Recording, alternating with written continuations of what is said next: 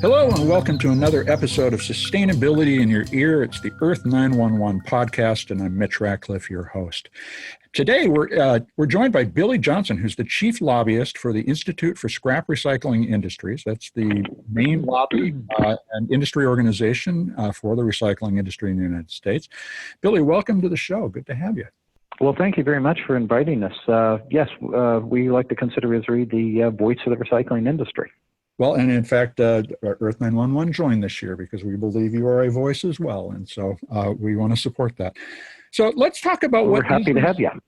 Well, thank you. We're happy to be, not had, I guess, but you know. So let's talk about what the key topics ISRI is focused on for 2019, and particularly in the wake of 2018, which was so disruptive in the industry because China banned the import of most of the recycling that we send over from the United States. What's top of mind for you as we go into 2019? Well, one thing we'd like to make sure that everybody understands and is aware of is that, recycling works. Recycling still works. It hasn't gone away.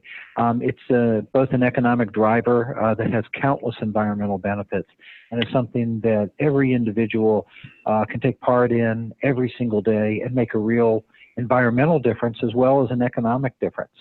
The other is that recycling is a very, very dynamic industry, and it always has been. Mm-hmm. We're always responding to constantly changing products and materials, changing markets, as what happened in China, transportation issues, worker shortages, among many, many other challenges that my members face every single day, and in largely surpass them. They get past all these problems. Recycling is also what a lot of people don't understand. It's a heavily capital intensive industry. It's highly technical, and it uses very, very, very sophisticated equipment, and it's a sophisticated industry for that matter, that produces specification grade commodities that are in high demand throughout the world. And that's important. Is we don't just take materials and just bale them up and sell them to somebody. They're sorted, they're separated, and they're made into these very, very exacting specifications that the customer who's going to make new material needs them to be made to. Otherwise, it'll ruin what they're making. It's estimated that about 40% of the feedstock used in manufacturing comes from scrap. In some industries, it's even higher than that. Even new virgin material like steel and aluminum, they use scrap material in there to provide a lot of the alloys and other types of ingredients that they need for their performance characteristics. Sure. Well, for instance, the automobile industry, about 70% of every new car manufactured in the United States is using recycled steel. That's correct. And the reasoning is that recycled material uses, one, it can be cheaper, and two, it saves tremendous amounts of energy. And energy is money. And so manufacturers have figured that out, that using the recycled material will save them money and make them much more cost efficient and ultimately more competitive. So it's a win-win-win for everybody there. And manufacturers, as you say, they are competing for that material, whether it be from commercial, industrial, or municipal sources. And as you said, recycling hasn't stopped. There is this kind of widespread, and I think fear-based reporting about this that, for instance, glass is no longer recyclable. Well, it isn't accepted because the market has changed so much, but we can change the marketplace by affecting policy and being more efficient in our own recycling. And I'll tell you, I didn't really grasp the technical nature of this industry until I attended the ISRI convention, and the equipment is incredibly sophisticated and often the size of a building. So capital-intensive investment, these are capital-intensive investments with long-term payouts that we have to be able to make policy to allow people to make in the first place, or we are going to end up without a system that can be financed. So correct. Our Yes, because these machines are not cheap. And as more technology is put into these machines, better sorting and separation machines, to get the commodities to even finer and a more exacting specification, that requires more money, more investment, and more technology. And as you just said, our convention's coming up in about a week, and we will see even newer, cooler things, machines that are going to be displayed for people to purchase. And some of these things that you would not believe from artificial intelligence is starting to filter into the to the recycling equipment. Sure, in order to identify materials. So let's talk about contamination, because that is what China's ban had to do with. They felt that they were getting unclean recycled materials. And as you say, the technology is evolving for us to do better and better at sorting. But there's also a large component of consumer participation in certain dimensions of the industry, such as plastics and glass, where a lot of that comes out of the home through the blue bin. How does ISRI see linking what a consumer does at the curbside to the national outcome? In this case, we actually surprisingly exported more scrap metal than 2017, 13% more, despite the Chinese ban. How do you link all this together? And in particular, how does international trade policy affect what I do at the curb? I know that tariffs play a big part in what is actually shipped around the world to be recycled. Well, those are a lot of good questions. Yes, trade, the market, markets determine where this material goes. And as people around the world want this material, they will pay for it and pay to get it. And they also are asking for the material to be, as I mentioned, in very clearly defined specifications. Right. And in the case of China, they have evolved manufacturing-wise and want a higher grade of material, and this is a good thing. It's making recyclers in the United States as well as around the world have to rethink what they're doing, and it's making them have to improve. And there's nothing wrong with improving. It's going to make recyclable materials even, hopefully, even more in demand, because they're doing what I mentioned before. They're saving manufacturers money, they're saving them energy, and that's ultimately conserving natural resources and protecting the environment. So a number of things that are going on, not just in technology, but it's trying to educate the citizen. Because, as I mentioned, about 30% of the recycling happens at the citizen level, and about 70% happens in the commercial and industrial areas. So improving the citizens' awareness and educating them about what should go into the bin and what shouldn't. And what happens is when that gets messed up at the get-go is that you've contaminated a lot of that material and contaminated it to a point where it can't therefore get processed and then get reused. You've damaged it. And that's that's an age-old problem. But as we have more and more different types of materials and sophisticated materials, this becomes even more of a challenge. And, for the average citizen, they can't know all the different types of resins and things like that are out there. So educating them is very, very important. And so I'll give you a couple of examples of some things that have happened over the last couple of years that have, even before the China issue that came up.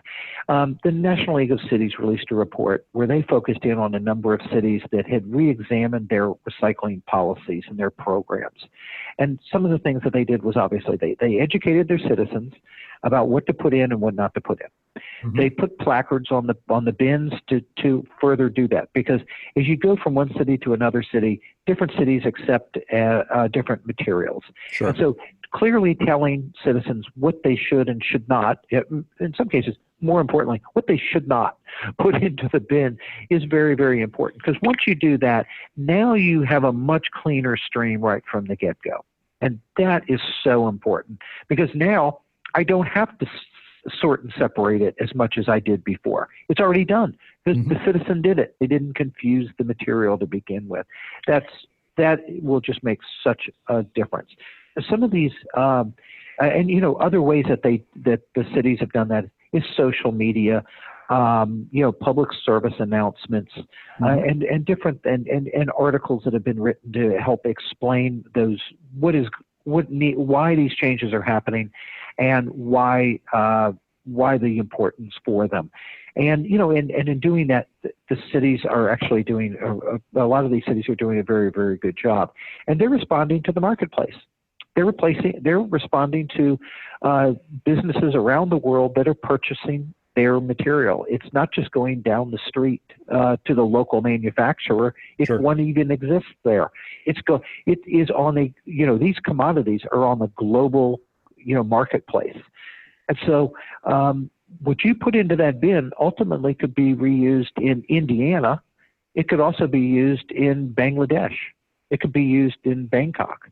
It could be used anywhere, and that's the beauty of the material. It's going to find a home. It just might not be nearby, or it might be nearby. That's the great part about these materials being reused all the time, and that's keeping our virgin materials safe for future generations. So, what role? I mean, the United States exports as a net exporter of recycled material. But we have no tariffs for import of recycled materials, and other countries do. How does that affect the efficacy of what we do here in the States in terms of keeping the price low enough that it is viable to take American waste and use it in a product in Bangladesh? Well, we wouldn't call it waste, first off. We would call it valuable scrap material, commodity. Now that you're an ISRI member, we will indoctrinate you to believe this. I just slapped my hand just now. That. Good. That's the long arm of the ISRI law has come to your office. But yes, tariffs distort markets in large part. So just as dumping products also distort markets. We believe in free, fair trade of these materials. So what happens is that when a country puts up a barrier like that and creates effectively a disadvantage to their manufacturers, is what's going on. And so it raises the price of those recyclable materials going into their country to be used. And especially as in some countries that charge different tariffs for different to different countries. And so here at ISRI, we believe in leveling that playing field so that anyone could buy our material at the same price plus the costs of transportation and things like that. Now there's a WTO effort. I was going to say I have colleagues that work on this. This is their daytime job, fighting to do that, and in many different agreements, international agreements, and they do a great job. So, am I correct that the thing that folks who want to follow up and kind of keep track of that question need to look at is the environmental goods agreement at the WTO? Is that the primary? That is one of them. Yes. Yes, that's probably one of the primary ones to look at to reduce a lot of those tariffs. And we're also, and a lot of it becomes, we're always looking for new markets. There's countries that the United States has not necessarily exported to or exported that much to. Mm-hmm. And so we're always looking to try to find new markets and expand those markets for our recyclers here at home, because when they do that, that creates more demand for that material, and that's good for our members. And what about the evolution of the domestic recycling industry so that we might also capture more of this here at home and reduce our use of raw materials as well? What kind of infrastructure do we need to be investing in as a country? Well, in the private sector, we have a lot of that. And, one of the greatest things that has happened for recycling has been the 100% expensing for recycling equipment. Back in 2008, I believe, we got a permanent accelerated depreciation for qualified recycling equipment. Mm-hmm. And why that was important is this equipment's expensive, and it's getting more expensive every day.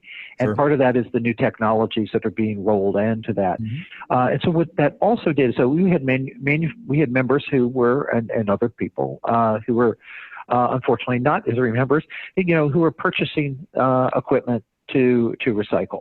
And as is very expensive, the depreciation got them off the fence of whether they were going to buy it or not. It also allowed them to build in basically a pattern so that they would buy it today and then use it for a number of years to pretty much its useful life for them, and then sell it, Mm-hmm. and someone else could buy it and use it for a number of more years, and that they would rotate that out and buy new equipment.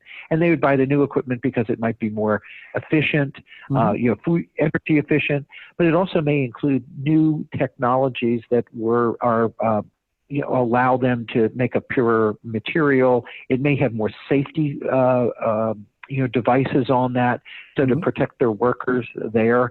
So there's it's always good to kind of keep moving new material, new equipment, I should say, into the process. That makes us much better, and it makes us more competitive worldwide. So the tax policy, federal tax policy, was very, very important for our members, and you will see that as you go around the ISRI convention, a lot of those manufacturers will talk about how you can depreciate their equipment, and that's a very, very big deal for them. And that also brings home the idea of reuse, even within the recycling industry. The fact that I could pass Absolutely. down a glass crusher, which can cost $250,000 quite easily, to another municipality that could use it, that doesn't have the same demands that my bigger municipality does, allows us to diffuse the technology across the entire economy over time. I guess the real problem is how do you accelerate that? And of course, that's what we're all trying to figure out as business people and as citizens. So now I know that one of the big issues you're working on has to do with how we transport scrap, ferrous scrap in the United States by rail.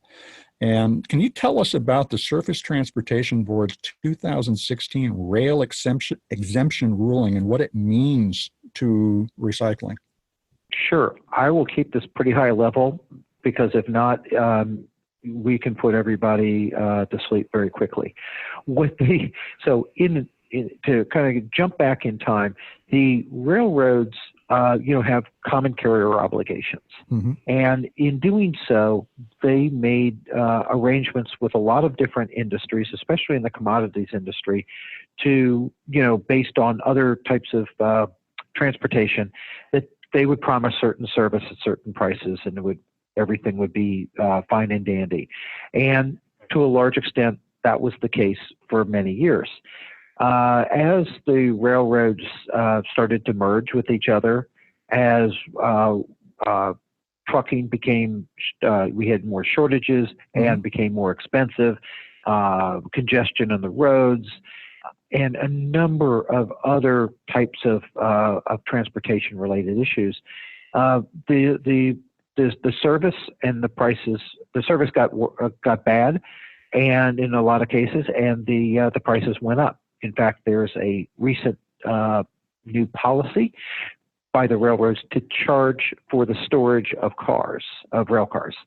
And so by revoking this exemption that the railroad has now, what it would simply do is it would provide the oversight of the railroads back for our industry, for that, for ferrous scrap, to the Surface Transportation Board. Currently, the Surface Transportation Board really doesn't have any real oversight authority over the rail shipments of ferrous scrap material. So at best, you could call the Office of Public Assistance and you could complain about it, and they could pick up the phone and call the rail office, the railroads, and ask them, make them aware that they got this complaint. That's all they can do. Nothing. And so we have no remedies at all. And so this essentially creates stability and lower pricing for the transportation, so it's easier to plan and execute a recycling program. Well, what it really does is it gives us a remedy. It gives us an option. Mm-hmm. Right now, we really don't have any remedies if we get poor service, or if the railroads want to charge us whatever they want to charge us. We basically, our option is don't move it, or try another way to do it. Put it on trucks, which we don't have the same ability to do any longer. Mm-hmm. And trucking can only, especially for ferrous material, it takes about 4 of those trucks to fill a train car. Far less efficient. And so, so what we're also trying to do is that if you look at the way trucks operate, if you ship ferrous 200 to 250 miles, that's the limit that you can send it before it's starting to, you're costing too much to ship it at that point. You're losing money on what we're doing. So what the beauty of the rail in this case is it allows one of my members, say in West Virginia, to be able to ship their products. So right now, he's in West Virginia, and he only has maybe 1 or 2 customers within a 250 mile radius that he can sell to. So he's at their whim. And, they may not need all the stuff that he's selling them, and they can dictate the price. They can do whatever they want, and he really doesn't have much of an option. But with the rail, he now can ship to somebody in Missouri or Indiana or someone in Alabama or South Carolina. He has all kinds of new markets. Plus, he could ship it to somebody. He could ship it to Virginia or South Carolina and put it on a ship and access the global marketplace. Mm-hmm. And that's what rail allows him to do. Otherwise, he doesn't have those marketplaces. And that's very important because as you were talking about earlier, is if you back this down the system before it gets to him, if he doesn't have those markets, he no longer is going to purchase the same amount of scrap. And that means the people in his area don't have the places to get rid of that scrap. Right. And so then what are they going to do? They either the prices aren't going to be very good, or they may just say, hey, this isn't worth doing. We'll hold on to it. We'll wait for another time. Or they might even take it somewhere else to try to sell it. That's very, very inefficient for them to do. And that is what we've seen. And it also takes away their markets. Right. And so this is what we've seen in other materials as a result of the China ban, is municipalities just storehousing glass or plastic bales instead of sending them. So really, by lowering the overall cost as well as creating a predictable infrastructure, we unleash their creativity to find new ways to get that to market. Right. Because we're always competing, we're competing against virgin material. In all kinds of ways, both in the initial cost as well as the transportation. Because if I can't get the material to my yard or from my yard to my customer, I'm not doing well. That's the whole business. Get it, process it, sell it, and move it. And if I can't move it, I'm not in business very long here. And so that's why transportation, we are heavily dependent on transportation. We have to move that material, and it has to be moved.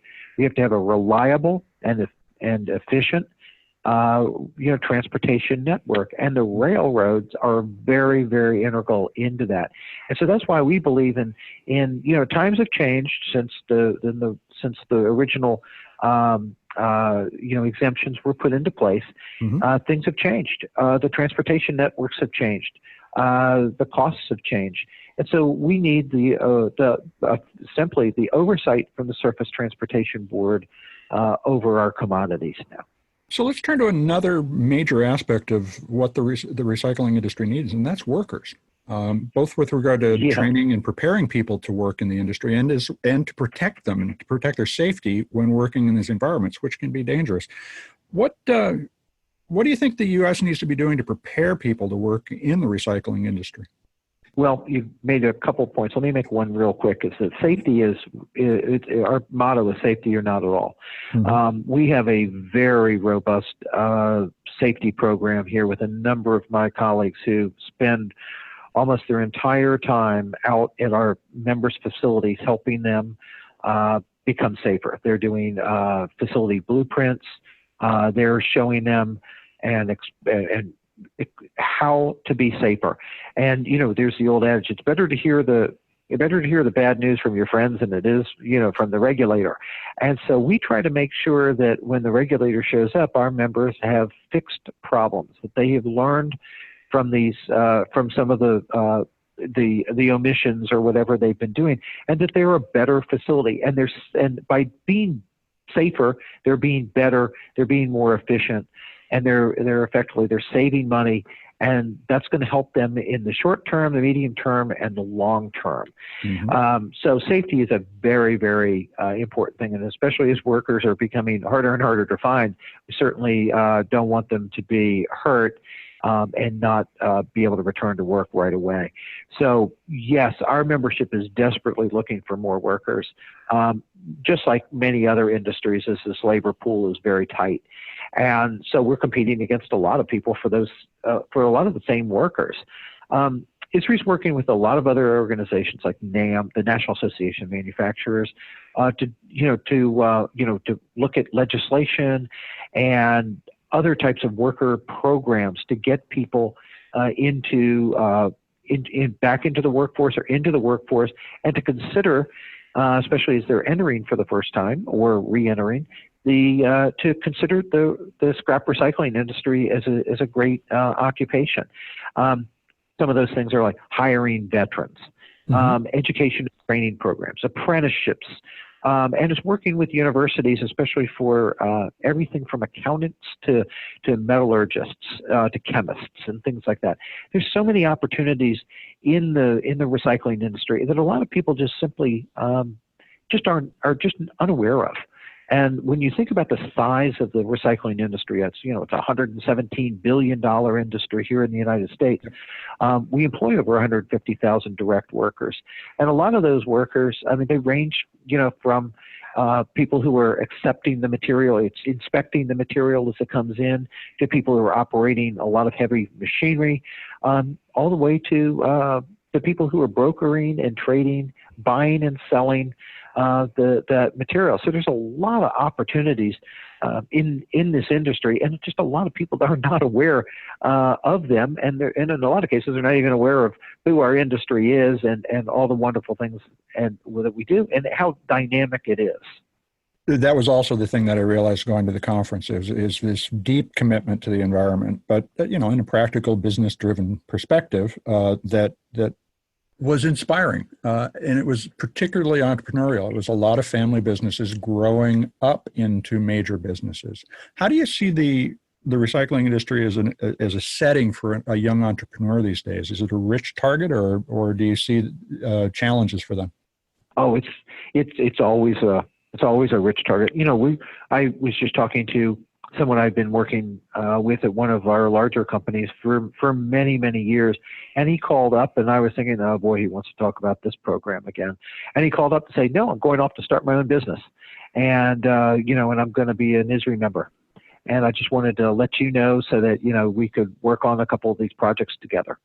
That happens more often. We have another person, who I'd worked with for a number of years, been a chairman of several of the committees and the divisions that I had been staffed to. And he had worked for one of the tried and true ISRI members for many, many years. And he went off and started his own business with a couple of other people from different companies. And they're brokers. There's a lot of opportunity, even in the old, the ferrous and non-ferrous businesses. Where you think, well, those companies have been around for a long time. There's always a place for somebody new, to get in there. But then when you look at some of the other, I would call the newer commodities to mm-hmm. ISRI that have come in the last 25, 30 years, the plastics, the paper, the rubber, and glass, textiles, electronics, there's so many opportunities. And I'll jump into electronics real quickly. Sure. In the matter of 25 years, we've had an industry that didn't exist to morphing at least 2 or 3 times, and have actually moved into more of the repair and the reuse business. Mm-hmm. And coincidentally, we're seeing a lot of the the used auto parts part of our membership that's finding themselves, they've been doing this for, decades and decades and decades. Yep. but they're finding themselves with the same challenges that the electronics industry, the recycling industry segment is as well. Their issues are largely not only symbolically the same, they are the same. Because the technology that's being integrated into these products. Sure. And so a lot of them are going to there's an overlap between a number of our committees and divisions now, where people who didn't even know who the other people at the organization were are now becoming very close friends and becoming business associates with that. So there's, again, opportunity left and right. And just to give you a couple of, for a better word, benchmarks in time.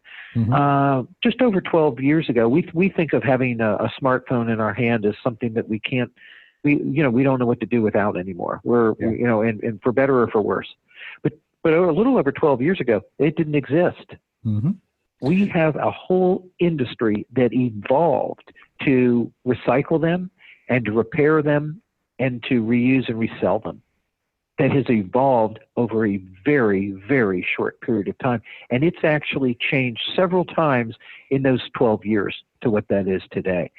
So you think, well, that industry segment is effectively moving at the speed minus, basically with a 3-year delay than the consumer electronics industry, which is moving at the fastest pace of, in the history of mankind. Yeah. So the electronics recycling industry and now the used car parts, part of our, more the staid, older group of our industry are now moving at that pace. So think about the car that you have with all the new technology features that are in there, from photonics to keep you from crashing into somebody, to the GPS, to all the data that goes into your car to make it work, and all the personal data that goes into your car.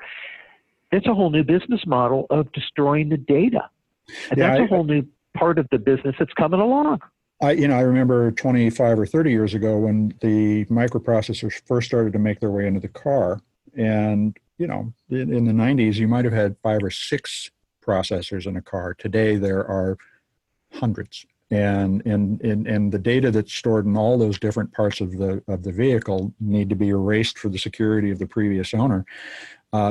That's another service business that layers into recycling, like we were talking about before. Every step along the way, and those steps expand because of the expansion of the materials and the opportunity to recycle because of technology, our ability to turn things into new things.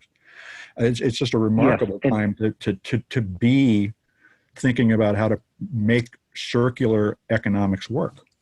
That's right. And so when you ask the question, is there an opportunity? Are there opportunities still in the recycling business? Oh yeah. And in 5 years from now, with this, what I call the velocity of change that's coming on to a lot of the products that have been coming into our yards, it's going to change. We no longer have a lot of the products that used to come in, and now we have a whole new slew of new products that we never could have dreamed of, like the iPhone and things like that. But we also see them made out of new materials, and we see them made out of less materials, which is good. This is good for the environment. This is good for natural resource conservation, is that we're using less materials to make newer products. And we have to figure out how to recycle them. And that's where the adaptive and the dynamic, industry comes into play. Our members are pretty inventive people. They when they hear, when these big changes happen, of course they are, kind of whine a little bit about them, but then they figure out how to take advantage of them and take quite a good advantage of them. And, I could talk about the electronics side of it forever, but we're going to see this we're already seeing it in the paper and the plastics. We're seeing it in the glass. We're seeing it in all these other commodities. As they understand what the problems that they're facing are, and especially if they're not imposed on them regulatorily or something like that, these guys can figure out how to fix these things for themselves. They can find those new markets. they can find that they will invent new technology to be able to solve these problems. Just a little bit of another historical benchmark for you is, before the auto shredder, which seems like, when was that? Well, it's a lot longer than when we used to not have smartphones attached to our hands. Right. Back in that day, our members torched cars. They cut them apart, with either, shears or blow torches and things, acetylene torches. They cut them apart, and they could do, 4, 7, 10, maybe a day. Mm-hmm. And they were looking pretty efficient. Today, a mega shredder can eat about, 300 or 400 of them in an hour. We process, between 12 and 15 million cars a day. And that, was, when our industry looked at it as, look, there are more people there. They're buying more cars. There are more cars that are going to come into our yards. We look at that as a great opportunity. And so the auto shredder was invented to take care of that. And so now you see shredders, several hundred shredders around the country that are processing millions of cars a year and putting all that material back into the process. And then we found, you look at all this other material that we're not getting to take advantage of, that we need to have much more sophisticated separating and sorting technology to do. And lo and behold, what happened? The eddy current machines, all these other sorting and separation machines that have come since then. And now we have this issue with China that has basically been a kick in the pants for a lot of people to go to the next level. And we will probably face some more challenges as time goes on. Well, I hope they do, because it's just making us better. And we're going to recycle better and more efficiently. We're going to, and this is a good thing. So in a lot of ways, nobody enjoys change, but those who work their way through it can really find tremendous success. And absolutely, we're not going to get there by standing still. Well, a lot of our members are, they actually like the change because they know that every time there's a change, there's an opportunity. And that's the entrepreneurial way of thinking about this. Oh, absolutely. And I don't know any of my members that aren't pretty entrepreneurial. They do amazing things. And one of the I guess the coolest part of my job in many days is when I take somebody out to see a scrapyard for the first time, be it a policymaker or just somebody that I've been asked to go to take them to a scrapyard, and I take them to even just a run-of-the-mill scrapyard. Although every one of our members is special, and they all do something different. They all kind of do the same thing. To see the look on people's faces when they see that and they understand what is going on, and at the end of the day, I get the same reaction from every one of them, and that is, wow, I never knew this existed. And when I get that from them, I know it's time to go home because I have succeeded in opening that mind up. And anybody that's thinking about going into this industry, and we really need a lot of talent, more talented people to getting in there. It is a wide open industry with all types of new challenges. And if you can break the challenge, you can fix that challenge, you've got a terrific opportunity.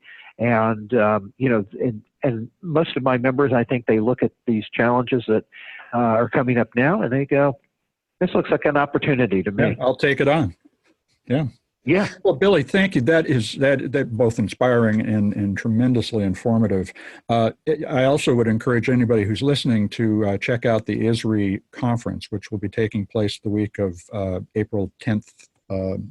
Can't remember the exact dates, 8th through the 12th, actually. And it'll be in Los Angeles. So if you are in the region, there is a special conference that ISRI is hosting on the residential recycling challenge. I'll actually be moderating a panel on the plastics problem. And this is an open event in the sense that you can get into this part of the conference to participate. So check out the ISRI site to do that. Billy Johnson, our guest, is the chief economist at ISRI, the Institute of Lobbyist. I'm the chief lobbyist. Joe Pickard, who's actually the smart one around here, he's the chief economist. I'm sorry. I will, and we're going to talk to Joe soon too. So I'm mixing my chiefs, but I will. He'll give you lots of good facts and figures, which I'm a lobbyist because I can't really do math. So there you go. Well, Billy, thank you very much for joining us today on Sustainability in the Air. Well, folks. Oh well, thank you for the opportunity, and to really talk about how wonderful an industry this is, and it never ceases to amaze me at how they overcome insurmountable challenges. Well, again, inspiring, and I'm looking forward to talking to you again about it. So let's keep up on it. Well, we'll see you in LA. Indeed, you will. Folks, check us out in LA. Come on down to the event if you can. Reach out to Earth911 through feedback@earth911.com. If you'd like to arrange a meeting, I'll be there on the 11th and 12th, and always interested in talking to our readers. We'll be back with another episode of Sustainability in Your Ear soon. I'm Mitch Ratcliffe, and this is Earth911. Thanks, everyone.